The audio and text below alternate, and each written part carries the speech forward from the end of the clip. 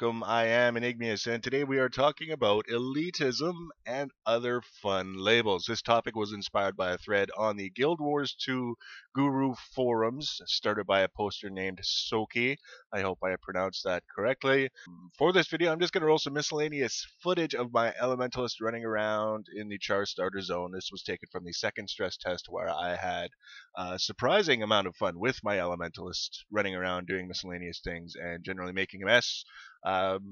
For the purpose of these discussions, basically when we're talking about elitism and other fun labels, obviously it should be pretty apparent that the overlying theme of this discussion is people behaving badly.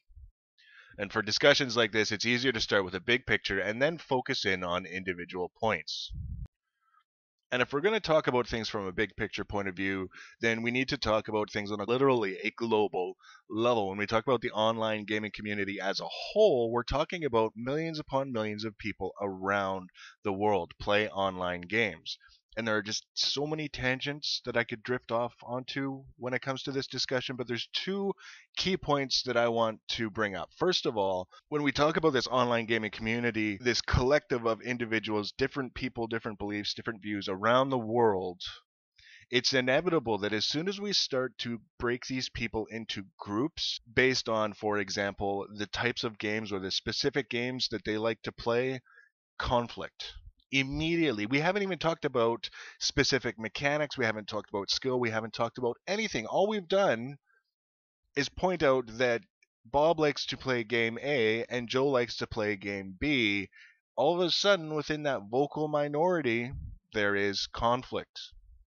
People who like game A have to point out how game A is superior to game B, and therefore anyone who plays game B is inferior. I'm not sure what breakdown in the education process leads to this belief that the type of game a person likes to play reflects on their inherent value as a human being.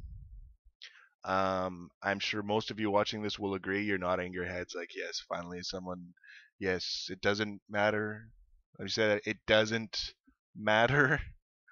But if you're looking at what the vocal minority likes to make a big deal of on the internet, that's certainly one of the things is you are a baddie because you even have the audacity to like that game, which I think is bad, and therefore I shall mock you and deride you and your intrinsic worth.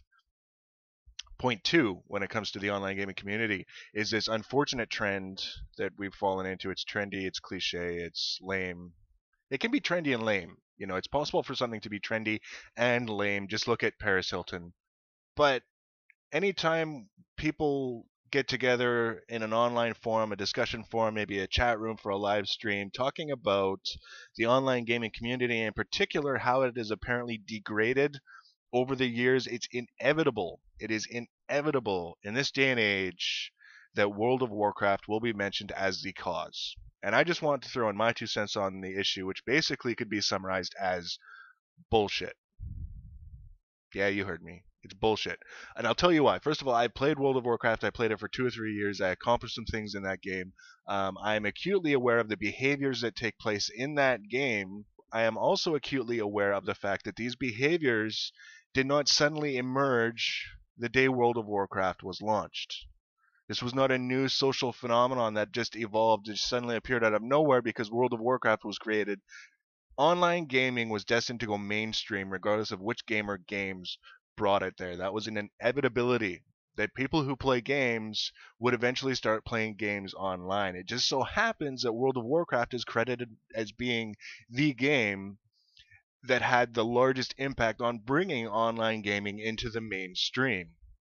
So when we look at the different demographics that suddenly were added into the mix of online gamers, yes, we did start to include demographics that are more prone to certain kinds of behaviors. But in addition, we also started to see game mechanics that made it more obvious what kinds of behaviors were going on. Specifically, I'm talking about global and zone-wide chat channels.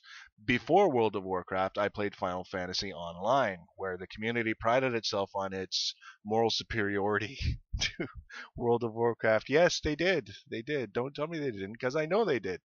I was one of them. They did.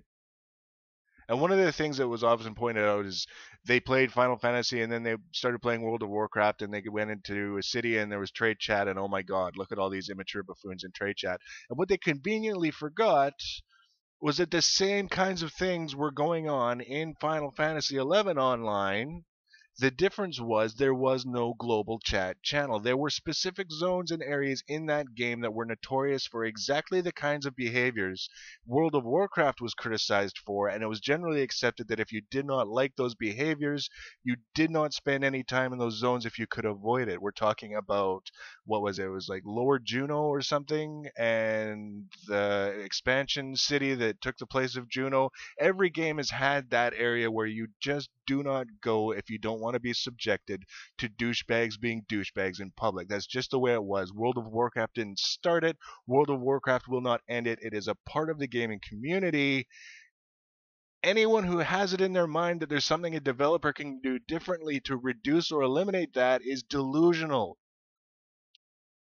So if we manage to wade through that first level of conflict, taking this very, very large group of people and categorizing them into different groups based on their interests, and we see immediately there's conflict there, then we start looking at specific games. And for most MMORPGs, unless it's an abysmal failure, you're looking at a community consisting of several 100,000 people who play this game. Now, there used to be a time in an MMORPG where you were segregated more or less based on your server, and your interaction with the community for that game as a whole was restricted to whatever kind of interaction you could find on forums outside the game. Now we're seeing that's less and less of an issue. Using Guild Wars 2 as an example, we have the cross-server guesting system, we have cross-server PvP events. Looking at other games, there's cross-server dungeon finders and various different things that makes the server itself less of an influence on, breaking people into different groups. But we still have groups formed based on people's primary motivations for playing these games. In terms of MMORPGs, the three general categories, very, very general categories, would be PvE, PvP, and the social aspect of things. And I think that's very cool that we can include the social aspect in this group as a primary motivation for playing the game. I've met a lot of people in various different online games whose primary reason for playing the game is the social aspect of it. I've met a lot of husband and wife teams where one spouse plays the game because their spouse plays it and it's a way for them to share a common interest.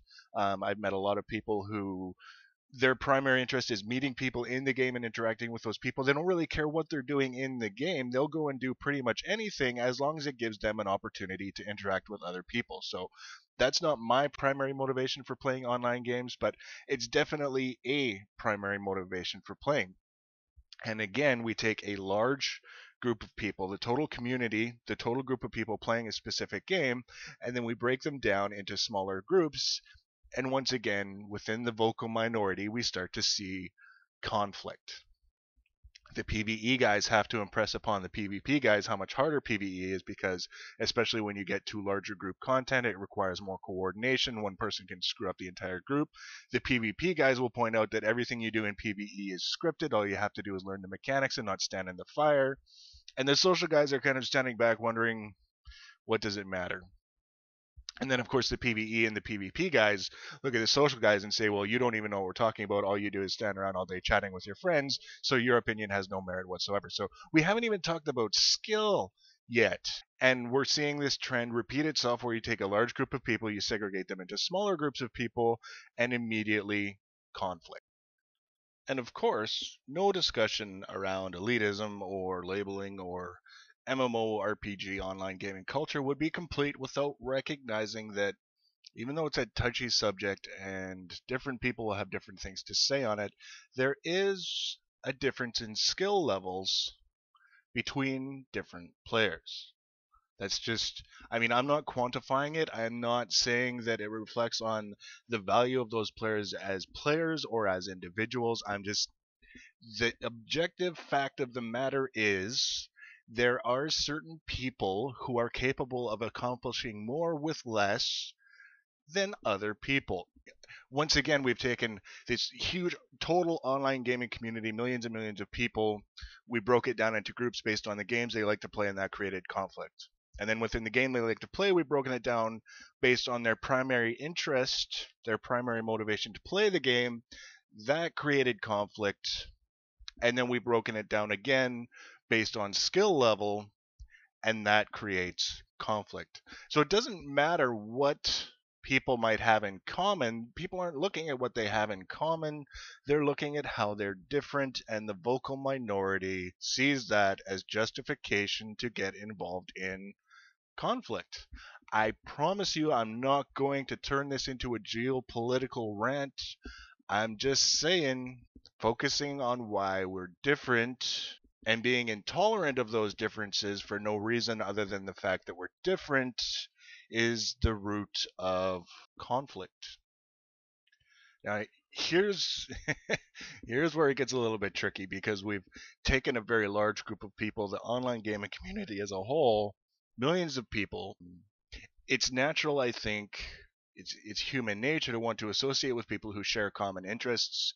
I think it's also human nature and avoidable to allow conflict to emerge simply because of different interests, particularly when those interests aren't creating harm. Obviously, if my interests are in Guild Wars 2, the fact that Bob over there prefers Lord of the Rings Online or whatever doesn't hurt me. Like, there's no reason for me to go after Bob simply because he likes a different game. I think most mature individuals recognize that. But then we take that final layer, at least as far as this discussion is concerned, in terms of things that can segregate people into different groups, and that is skill level. Before you start typing in the comments section, just listen, because one of the things, if we're going to look at this objectively, we have to acknowledge is that skill is an element to online gaming. I don't care how much someone wants to try and minimize it. Oh, this game is so easy, there's no skill involved. There will always be a skill component in any kind of game. That's what makes the game entertaining, is that you have to respond to certain things. Otherwise, you're just watching TV. It's not a game. If you're not responding to things, if you're not making decisions, you're watching TV.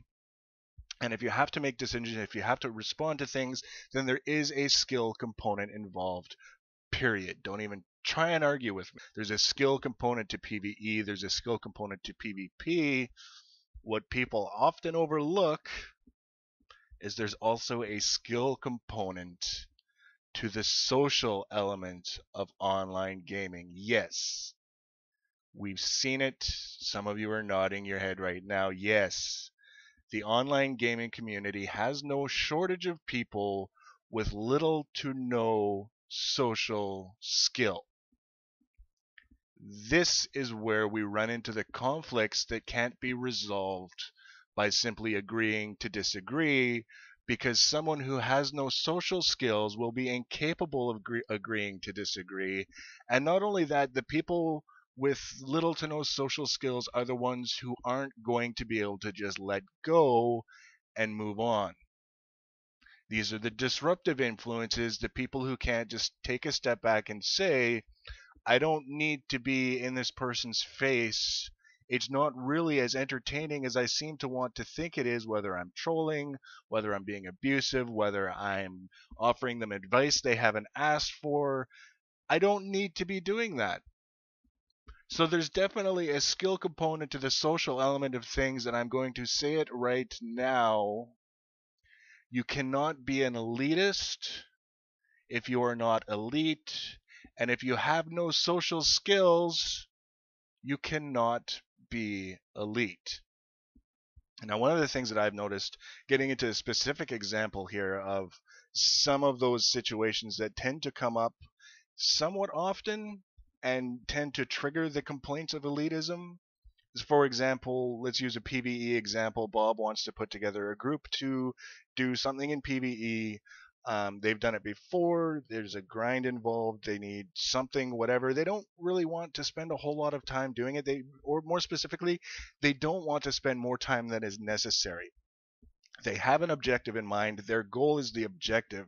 The goal is not necessarily the process, which is very, very common, particularly as a game has matured. And you've seen that process many, many times, and you're still going back for the objective. The process becomes secondary. I think that's pretty normal. I think it's also pretty reasonable. So Bob is putting this group together. He wants some sort of indication that the people he brings into the group have the experience or the skill to allow them to contribute to Bob's objective, which is getting through the content as quickly as possible. That in of itself, I don't think there's any fault with. The difficulty with skill is that it's very hard to quantify. So one of the most common arguments the anti-elitist crowd will throw out is that whatever metric is being used to indicate skill isn't perfect. Well, it's not supposed to be perfect. It's an indication, not proof. So whether it's gear score in World of Warcraft or linking an achievement in another game to show that you've at least completed it, so that we don't have to take you through it step by step, or whether it's, apparently in the original Guild Wars it was linking a particular kind of currency to show that you'd done the content so many times. It's not the fact, I think, that someone is asking for indication that you'll be able to contribute. It's when that thing that they're asking for becomes unreasonable. So we've got two sides of the coin. We've got those people who are inclined to be unreasonable. They're asking for way more than is necessary, which I see that and I'm just kind of like, how bad are you? See, there I am labeling, right? How bad are you that you need everyone else to be so good in order for you to get this done? Honestly, that's the question. When you're being unreasonable with unreasonable requirements in order to enter this group, my first thought is you can't be that great if that's what you honestly think you need to get through this. On the other side of the coin is when someone is asking for a fairly reasonable indication that a person will be able to contribute to the group and they are offended by it. Link an achievement to say that you've done it before, to me is basically, if I reframe that, basically what they're saying is we don't really want to have to teach someone what's going on here. We just want to go in and get it done. Right? And then Joe sees that, well, I don't have the achievement. Now I'm mad at you, you elitist jerks. How am I supposed to get the achievement if no one will invite me to a group to get it? Right? There's two sides to this coin, and I think if we're going to have the discussion, we need to look at both of them. Now, if we look at the side of that coin, the people with unrealistic expectations, there's all kinds of behaviors that come from that. Something goes wrong, and all of a sudden they start telling people what they should be doing. You get that guy who out of nowhere just picks someone at random and say, why are you built that way? Why did you choose this gear instead of that gear? Why are you not min-maxing and doing all these other things? That has nothing to do with elitism. That has to do with poor social skills. Period. It doesn't matter how that manifests itself. That's poor social skills, is just going around telling people what they should or shouldn't be doing, questioning their decisions, things of that nature. They're not hurting me, right? If I'm in a group with them and they aren't contributing, there are ways that I can deal with that like an adult, to either help them get on board constructively or replace them with someone who is going to allow the group to succeed. I don't need to be as childish as the unreasonable person and get all butthurt about it and cry about it. And all these guys said I shouldn't, or why? It doesn't matter. I can be a grown up and say, first of all, I didn't ask for what you think I should be doing. And secondly, if I'm in your group and you don't want me in your group because of the choices I've made, just let me know and I can accommodate you. Otherwise, shut your mouth. It's called being assertive, not being a doormat, not being a victim, being a grown-up and setting those boundaries with people that say your behavior is not appropriate. I didn't ask for your opinion. I'm not interested in your opinion. We can get along and we can get through this, or we can't and we can just walk away. That's basically all it requires. So I'm not defending their behavior. What I am saying is that there's a solution to that behavior that sometimes is no more complicated than saying this person has just exposed themselves to me as being an asshole, and I don't want to be around an asshole, so they did me a favor by letting me know now before I made this tremendous investment in time with them, and I can go my separate way. It really is that simple. And if it sounds like I'm defending them, like I said, I'm not. So stop typing the comments. I'm not defending elitism. I'm saying crying about it is a waste of time. See, because I can't change other people. All I can do is govern how I respond to them. And when it comes to people who are being unreasonable, who are being deficient in the social skills category, they're going to do what they're going to do and I'm going to do what I'm going to do, and whether or not I come out of this situation feeling like I can carry on and have fun is dependent on what I do, not what they do. And blaming them for how I feel is pretty immature. I'm just putting that out there, because what I see a lot of on forums and such is people saying, oh, the community has gone to shit because of elitists, or the community has gone to shit because of this. So this blaming everyone else for why the community is awful. You know what I say really sucks the life out of a community? Is a bunch of whiners. Honestly, if there's something that can be changed and there's some constructive way that we can bring about that change, and I think that's important, I think that's awesome. If it's something that we can't change, specifically the behavior of other people, don't worry about it. I mean, and that covers both sides of the coin. Is literally, it's acknowledging that there are people out there that we are not going to be able to get along with, and having the tools and the maturity to deal with them effectively so that we can carry on and do our own thing and have fun in our own way. Because if the developers, who are the people who matter, did not want us playing their game, they would ban us. It's just that simple. So until Bob Elitist gets banned, we can safely assume that developers are okay with him playing the game his way, so we let him go off and play the game his way. And then we can go and play the game our way.